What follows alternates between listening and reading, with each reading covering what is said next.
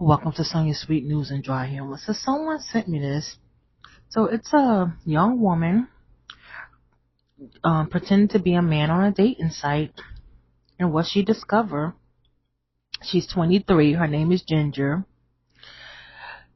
So she said one night while mindlessly scrolling through profiles, the thought struck her: what if she were a man on here?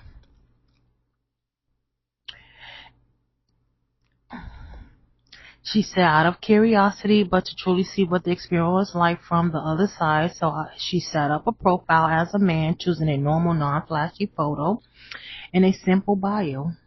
No gimmicks, just observation. She said, as a woman, I will always been used to seeing new matches pop up fairly often. Sure, not every match turned into a conversation, but at least there's interest. But as a man, silence. Days went by, barely any matches. I started overanalyzing everything. Was the picture bad? Was the bio boring? Was I not swiping enough?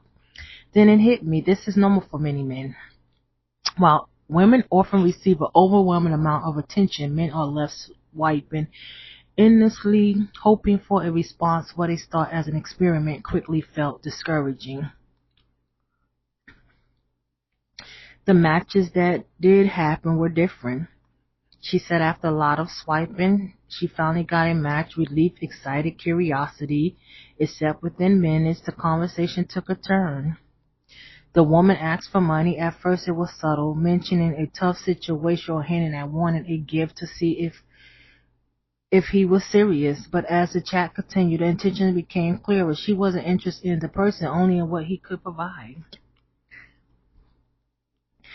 And this wasn't just one interaction. Out of the few matches, multiple conversations had the same undertone: transactional.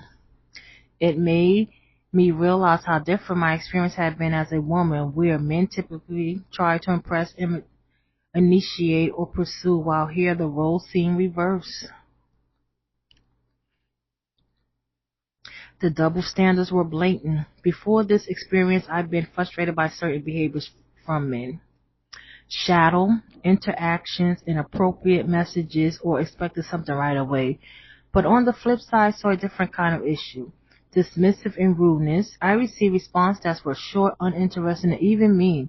One match reply, "Ugh, you're so boring," after just 3 messages. No effort. Conversation is often one-sided. Unless I said something extremely witty or intriguing, I got nothing in return. Transactional mindset. Some interactions weren't about connections at all. They were about what the guy could offer. It was a harsh realization. The same compliment and complaints women have about online dating, some men experience them too, just in a different way.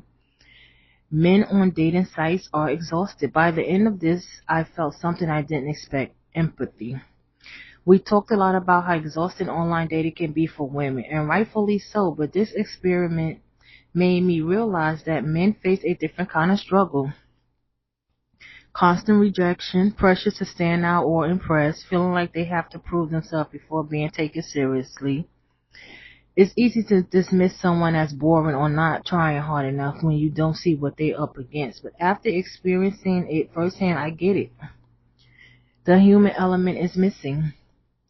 Modern dating has turned into a game: swiping, engagement, metrics, and somewhere along the way the human aspect got lost. Pretending to be a man in this experiment made me realize how many of us men and women get caught in a cycle of judging profiles rather than seeing people. I used to roll my eyes at guys who sent me simple openers or seemed too eager, but now I wonder if they were just tired. What the experiment taught her: this wasn't just a fun social experiment, it was a wake-up call. For women, we fought hard for respect in dating, but this experience made me reflect: are we always giving the same respect back? Entitlement, dismissiveness, and shadow behavior hurt both sides. For men, I see you: online dating can be draining and rejection can take a toll. But keep showing up. The right person will appreciate you for you, not for what you can offer. And she said that she was very discouraged by this. Like, she couldn't believe this was happening. She said she will never see online dating the same way again. She said this experience changed the way she viewed dating apps forever. But more importantly, it showed her that behind every profile is a real person just trying to be seen, and that's something we could all do better at, whether we swiping left, right, or logging off entirely.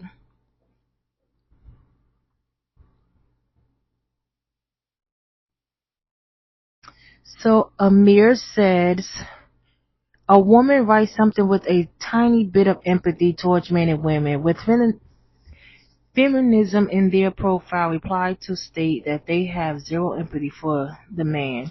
Yet y'all want men to be allies for feminism. Ah no, thank you for the empathy.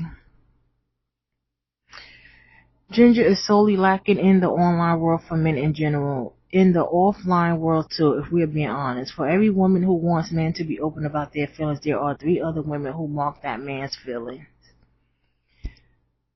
XTX said, thanks for sharing your experience. What your experiment demonstrate is literally every man's experience on dating apps. For him, I tried almost everything under the sun, experimenting with different pics, witty openers, paying for the app, even paying for a third party to view my profile and ghostwrite my bio.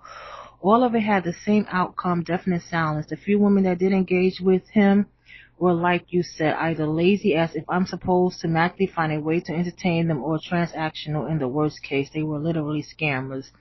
It's really discouraged when you get an email from the app saying XYZ profile has been removed for fraudulent behavior. I quit the apps altogether because they were deteriorating my mental health and my confidence.